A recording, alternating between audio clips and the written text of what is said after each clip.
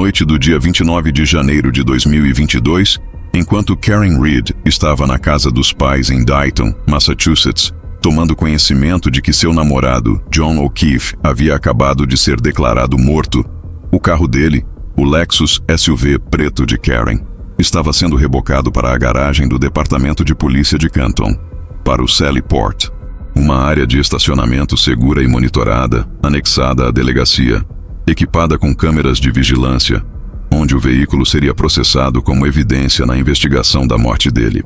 O que aconteceu com aquele veículo dentro daquela garagem, nas horas após sua chegada, se tornou uma das questões mais amargamente contestadas de todo o caso Karen Reed.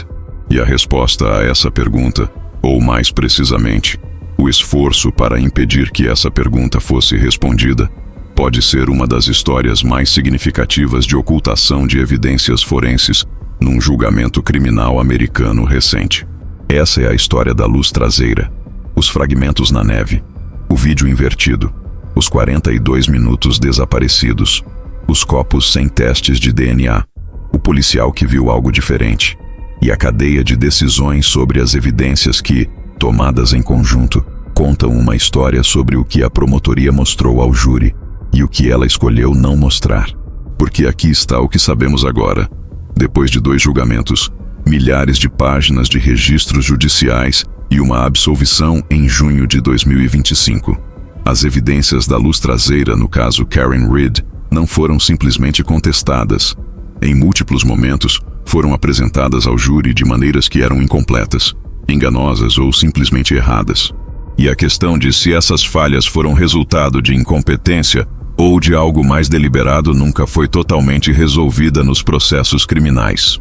Antes de mergulharmos nas evidências, deixe sua localização nos comentários agora mesmo, de onde você está assistindo.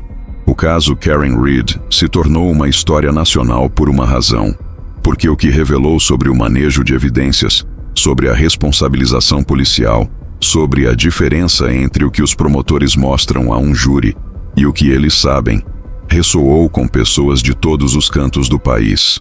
Quero ver quantos de vocês estão aqui porque acompanharam cada dia dos 2 julgamentos e quantos estão descobrindo essa história pela primeira vez. Inscreve-se no Caso Arquivado agora mesmo. Clica no botão de inscrição e ativa o sininho de notificações, porque o caso criminal acabou. Karen Reed foi absolvida de assassinato em junho de 2025, mas os processos civis estão muito ativos. Novas evidências sobre a luz traseira e a filmagem do Sallyport continuam surgindo nesses registros civis. E quando isso acontecer, você precisa estar aqui. Agora vamos começar do início, com a própria luz traseira. O Lexus SUV de Karen Reed tinha uma luz traseira direita quebrada. Isso não está em disputa. Na manhã do dia 29 de janeiro de 2022, a luz traseira direita do veículo estava danificada, com peças faltando. A promotoria argumentou que a luz traseira estava quebrada porque ela recuou o veículo contra John O'Keefe ao deixá-lo na Fairview Road, número 34, logo após a meia-noite do dia 29 de janeiro. A defesa argumentou que a luz traseira foi danificada em um momento diferente, de uma forma diferente, e que os fragmentos encontrados na cena foram plantados lá depois que o veículo foi apreendido pela polícia. Para avaliar qualquer das teorias, você precisa responder a uma pergunta básica. Em que condição estava a luz traseira quando a polícia tomou posse do veículo pela primeira vez? Essa pergunta é mais difícil de responder do que deveria ser. E a razão pela qual é mais complicada do que deveria é por causa de uma série de decisões tomadas nas horas após o veículo ser apreendido que ou degradaram as evidências disponíveis ou, dependendo de quão generosamente você interpreta o registro, criaram uma aparência de gerenciamento de evidências tão caótica que uma pessoa razoável não conseguiria reconstituir com segurança o que realmente aconteceu. Vamos começar com o sargento Nicholas Barros. Barros era sargento do Departamento de Polícia de Dayton. Em 29 de janeiro de 2022, foi chamado por Michael Proctor, o investigador principal da Polícia Estadual de Massachusetts, no caso, para ajudar a apreender o veículo de Reed na casa dos pais dela em Dayton.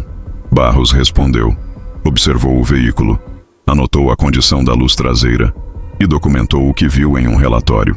O que ele descreveu naquele relatório e o que testemunhou sob juramento no segundo julgamento de Karen Read em junho de 2025 foi uma luz traseira com algum dano, uma peça faltando, mas um dano que ele caracterizou como relativamente menor, não completamente destruída, não a condição catastroficamente estilhaçada que a teoria da promotoria de um impacto em alta velocidade exigia.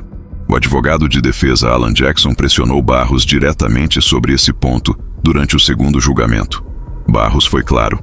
A luz traseira que ele viu em 29 de janeiro não estava, em sua avaliação, nem perto de tão destruída quanto a condição documentada quando a Polícia Estadual de Massachusetts tinha o veículo mais tarde.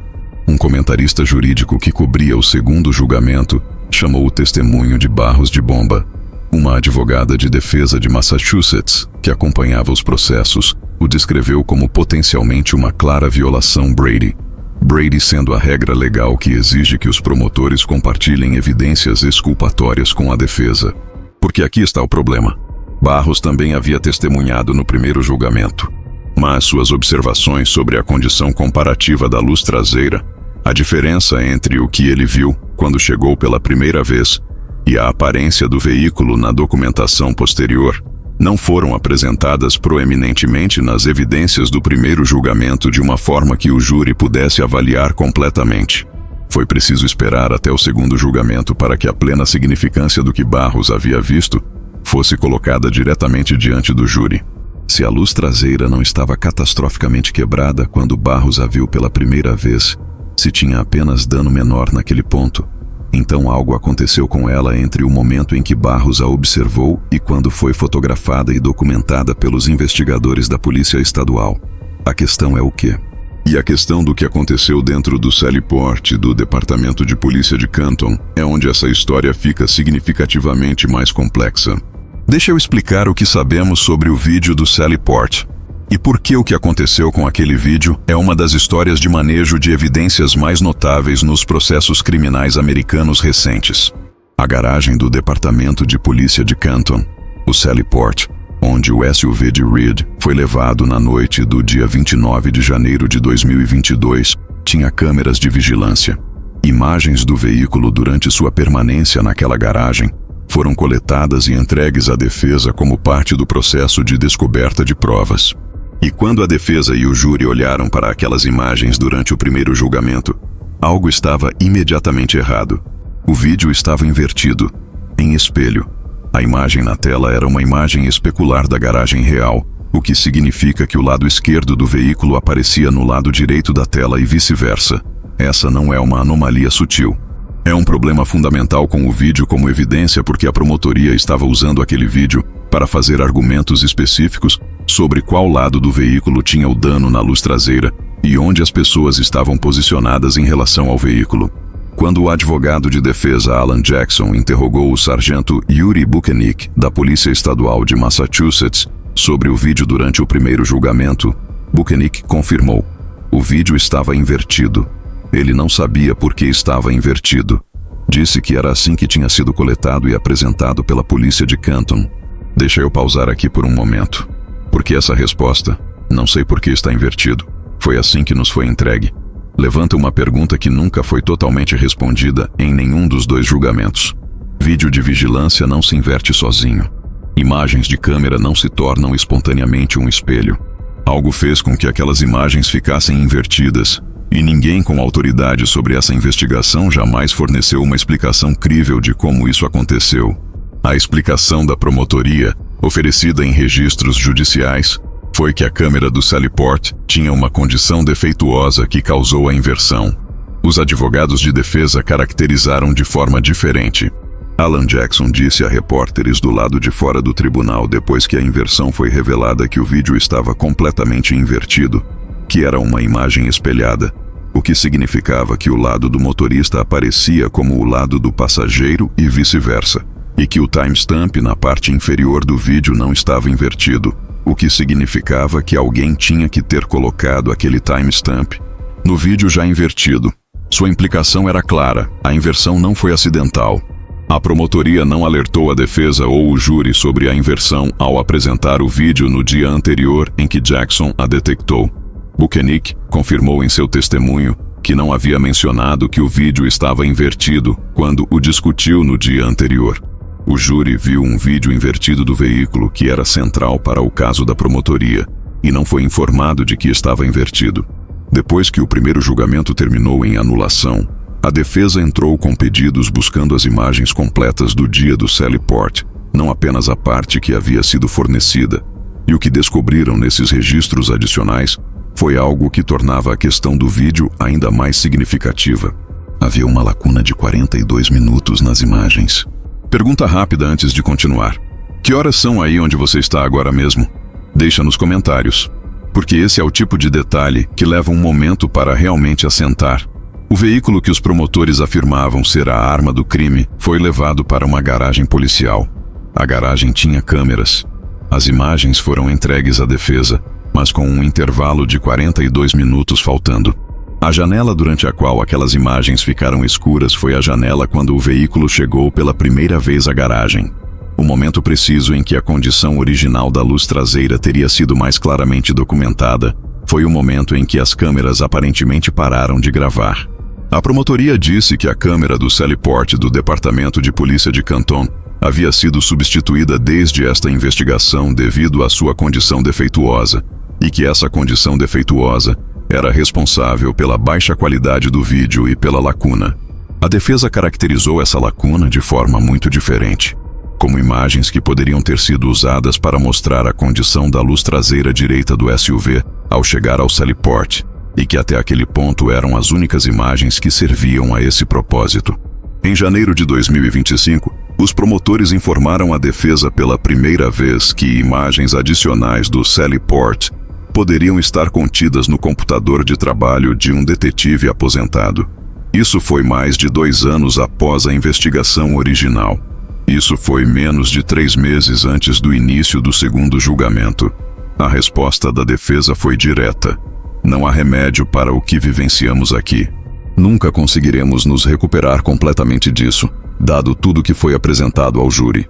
Agora vamos falar sobre os próprios fragmentos da luz traseira, porque a história de onde esses fragmentos vieram, como foram coletados e para que foram testados, levanta suas próprias questões sérias. Os fragmentos de plástico vermelho e transparente encontrados na neve na Fairview Road, número 34, foram apresentados pela promotoria como o elo físico entre o veículo de Karen Reed e a cena onde o corpo de O'Keefe foi encontrado. A cientista forense da Polícia Estadual de Massachusetts, Ashley Valier, testemunhou que muitas das peças eram uma correspondência física para o alojamento da luz traseira do SUV de Reed. O DNA de O'Keefe foi encontrado na peça da luz traseira quebrada recuperada do carro dela. Pequenas peças do que pareciam ser plástico vermelho e transparente foram encontradas nas roupas dele. Essa é a evidência da promotoria em sua forma mais convincente. Fragmentos físicos. Uma correspondência de DNA. Material nas roupas da vítima consistente com o veículo da suspeita. Se você aceita a cadeia de custódia, se você aceita que esses fragmentos foram genuinamente encontrados na cena e genuinamente vieram do impacto que matou O'Keefe, o caso contra Reed é poderoso. Mas é aqui que a cadeia de custódia se torna a história.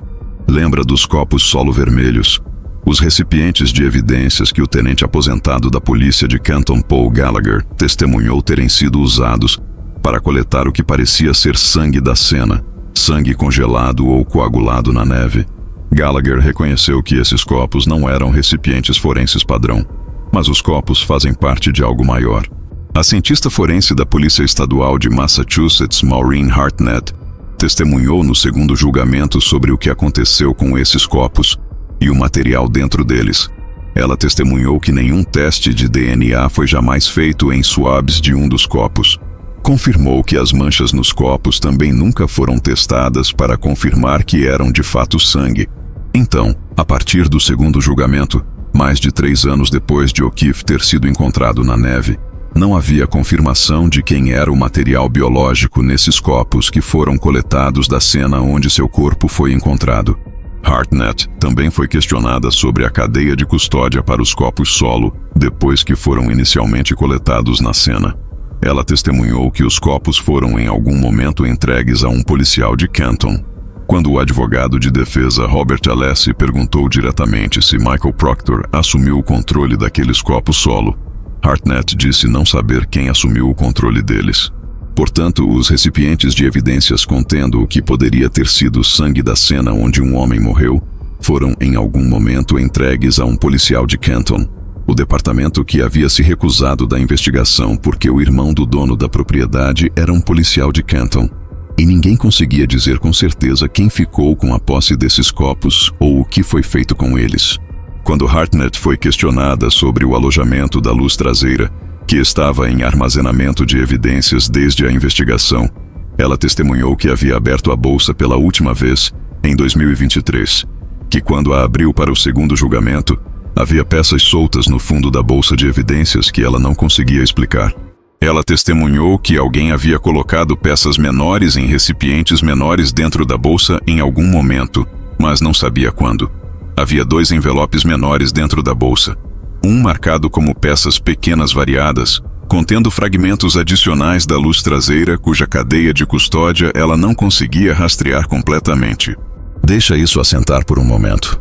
Os fragmentos da luz traseira que eram a peça física central do caso da promotoria contra Karen Reed, a evidência que supostamente provava que o veículo dela fez contato com o corpo de John O'Keefe, estavam em uma bolsa de evidências que alguém havia aberto e reorganizado em um momento não especificado durante a investigação, e a cientista forense responsável por essas evidências não conseguia explicar todas as peças ou como chegaram à bolsa. Em qualquer investigação forense séria, a cadeia de custódia não é uma formalidade. É o fundamento de toda a estrutura probatória. Quando a cadeia de custódia não pode ser estabelecida, quando as evidências aparecem em recipientes que foram abertos e reorganizados sem documentação, quando as pessoas responsáveis não conseguem explicar quem teve acesso ou quando, o valor dessas evidências como prova de qualquer coisa é fundamentalmente comprometido. Se você está aprendendo algo aqui que a cobertura mainstream desse caso nunca explicou completamente, me faz um favor agora mesmo. Dá o like. Sério. 1 segundo do seu tempo diz ao algoritmo que esse conteúdo importa. Empurra essa história para mais pessoas que merecem entender o que realmente aconteceu naquela sala de evidências em Canton. Dá o like, deixa um comentário com sua reação e fica com a gente. Não terminamos.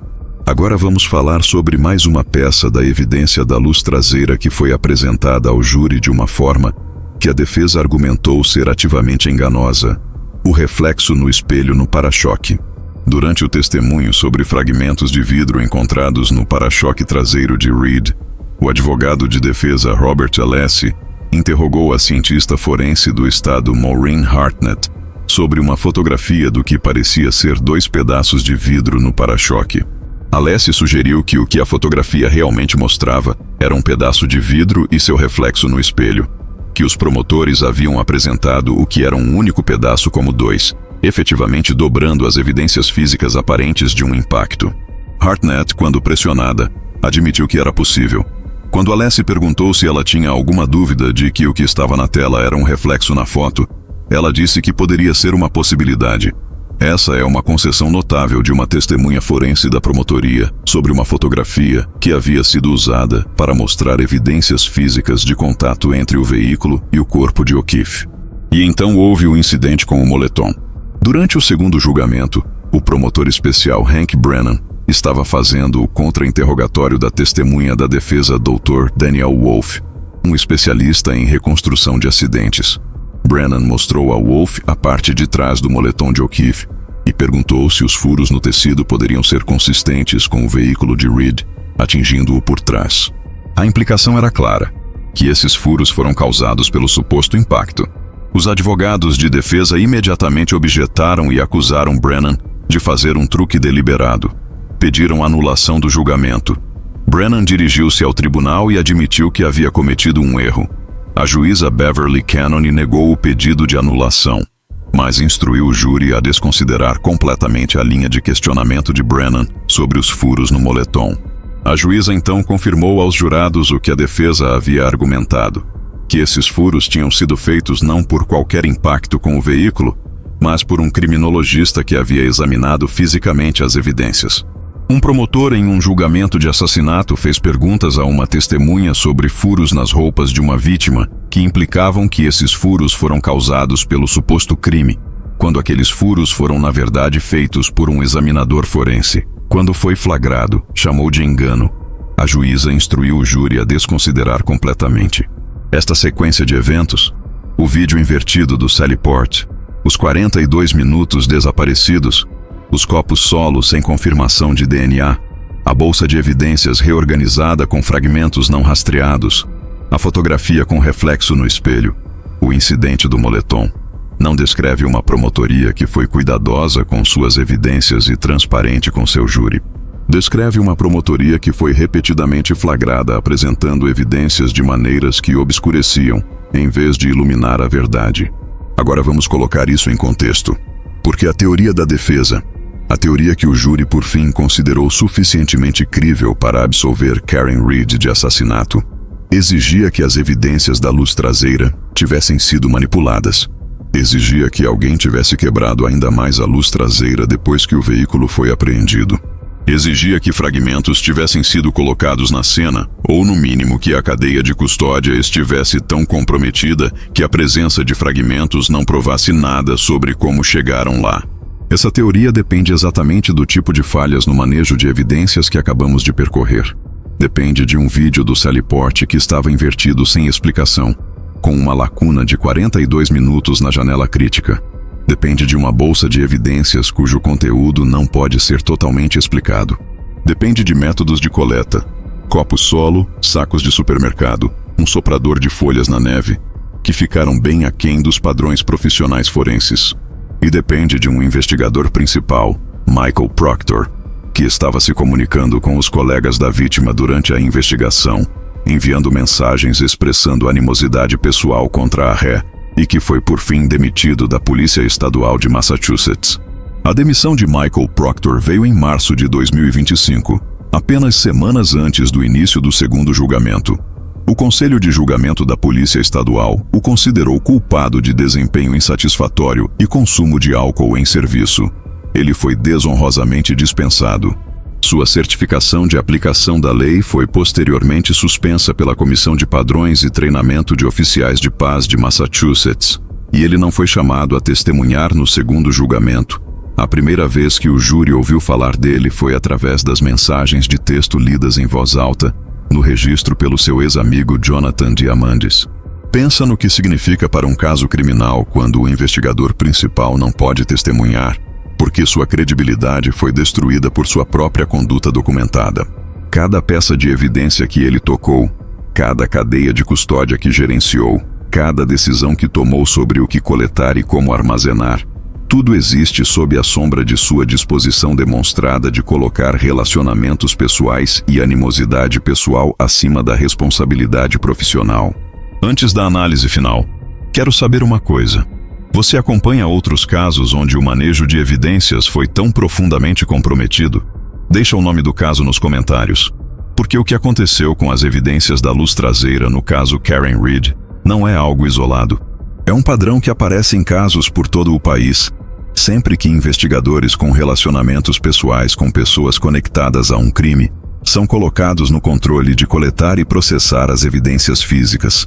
A questão normalmente não é se o padrão existe. A questão é se ele é exposto. Nesse caso, foi exposto. Completamente, sistematicamente, em tribunal aberto, diante de um júri que por fim votou não culpado. Vamos juntar tudo. Aqui está o que as evidências da luz traseira realmente mostram quando você as examina completamente. A teoria da promotoria exigia uma luz traseira catastroficamente quebrada em um impacto em alta velocidade. O primeiro oficial independente a ver o veículo descreveu um dano relativamente menor. Algo aconteceu com aquela luz traseira entre o momento em que Barros a viu e o momento em que foi totalmente documentada pelos investigadores da Polícia Estadual.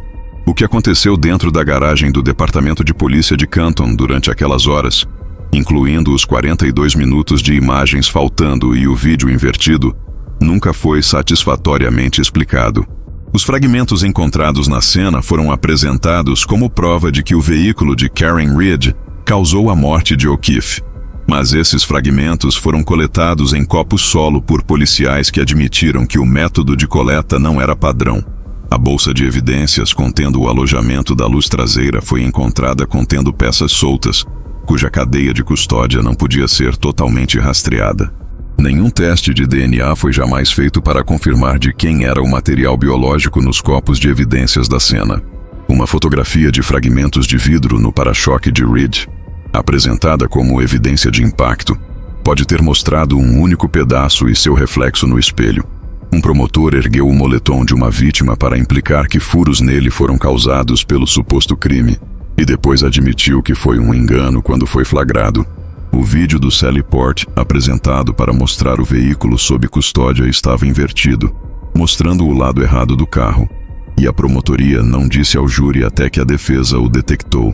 E o homem responsável por gerenciar todas essas evidências, por supervisionar a coleta, a cadeia de custódia, a documentação, foi Michael Proctor, que estava simultaneamente enviando mensagens para o irmão do dono da propriedade, enviando mensagens pessoais sobre a ré que expressavam esperança de que ela se machucasse, e aparentemente cometendo erros de documentação tão sistemáticos que, quando os advogados de defesa os apontaram, não os chamaram de erros de digitação, mas de um padrão. O júri ouviu tudo isso, deliberou por 15 horas e voltou com não culpado de assassinato. John O'Keefe merecia uma investigação conduzida com a integridade profissional que um veterano de 16 anos do Departamento de Polícia de Boston merecia. Ele merecia evidências coletadas em recipientes adequados por pessoas sem conflitos de interesses, armazenadas sob uma cadeia de custódia que pudesse ser totalmente documentada e resistir ao escrutínio no tribunal. Ele merecia respostas que não dependessem de o júri confiar num pacote de evidências construído por um investigador comprometido, usando métodos que um sargento de Dayton, um tenente aposentado de Canton e o próprio júri acharam difíceis de aceitar. Ninguém foi acusado da morte de John O'Keefe. Os processos civis continuam. Karen Reed está processando as pessoas que diz serem responsáveis. A família O'Keefe tem seu próprio processo. E as imagens do Sally Port, mais delas, de câmeras que capturaram coisas que o júri nunca viu, ainda estão sendo disputadas nesses processos civis no início de 2026. Há mais uma dimensão dessa história que merece ser dita claramente, porque conecta as evidências da luz traseira a algo muito maior do que esse caso. O processo de Karen Reed não foi obra de atores isolados agindo em isolamento. Foi construído sobre evidências coletadas por uma unidade profissional de homicídios da Polícia Estadual, processadas por cientistas forenses credenciados, revisadas pelo escritório de um promotor distrital e apresentadas em tribunal aberto por promotores experientes. Em cada etapa, havia pessoas em posições de responsabilidade profissional que tinham a capacidade de olhar para os problemas da cadeia de custódia, o vídeo invertido, as imagens faltando, os copos não testados e fazer as perguntas que deveriam ter sido feitas. As evidências que o júri por fim considerou insuficientes para condenar não estavam escondidas em alguma sala fechada. Foram apresentadas em tribunal. Estavam disponíveis para ambos os lados examinarem. Os problemas com elas não eram segredos. Emergiram por meio de contra-interrogatórios, por meio de registros da defesa, por meio de testemunhos forenses que reconheciam incerteza onde a promotoria queria certeza. O que torna esse caso significativo além da absolvição individual de Karen Reed é o que demonstra sobre as condições sob as quais as evidências forenses podem ser comprometidas, apresentadas de forma incompleta e usadas para buscar uma condenação. Quando o investigador principal tem relacionamentos pessoais com pessoas conectadas ao caso. Quando as evidências são coletadas sob condições caóticas, sem documentação adequada. Quando o vídeo de uma peça central de evidências está invertido e ninguém explica por quê. Quando 42 minutos de imagens de uma janela crítica estão desaparecidos e a explicação é uma câmera defeituosa. Essas não são condições incomuns em uma investigação criminal local. São, infelizmente, condições que existem em casos por todo o país. Casos que nunca recebem o nível de escrutínio que o caso Karen Reed recebeu. Casos onde nenhuma série documental da HBO é feita. Casos onde nenhum comentarista jurídico nacional acompanha cada dia do testemunho. Casos onde os problemas da cadeia de custódia nunca chegam diante de um júri que tem o contexto e a atenção para avaliá-los. A luz traseira, no caso Karen Reed, se tornou o símbolo de tudo isso.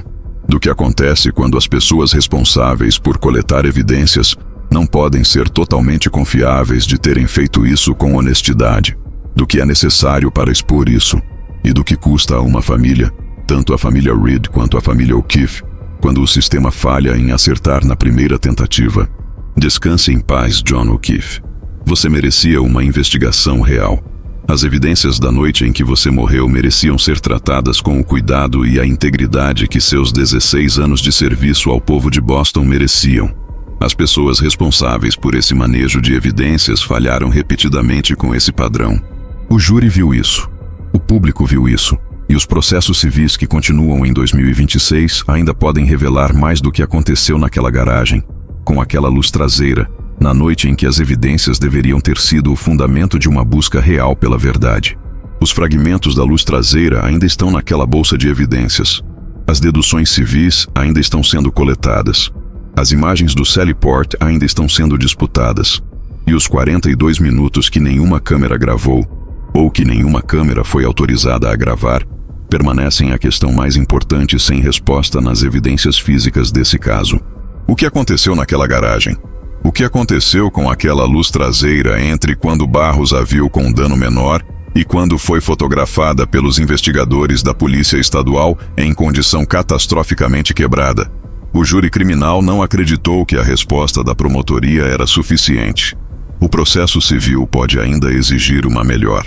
Dá o like, compartilha esse vídeo e inscreve-se no Caso Arquivado, porque quando esse caso produzir seu próximo desenvolvimento importante, quando os processos civis produzirem novos achados sobre as imagens do Sallyport e a cadeia de custódia das evidências, quando alguém que estava naquela garagem naquela noite finalmente decidir contar o que viu, nós vamos estar aqui para analisar, evidência por evidência, da forma que merece ser contada. O caso Karen Reed não acabou. A luz traseira não é o fim da história. Pode ser apenas o começo das evidências que ainda precisam ser contadas.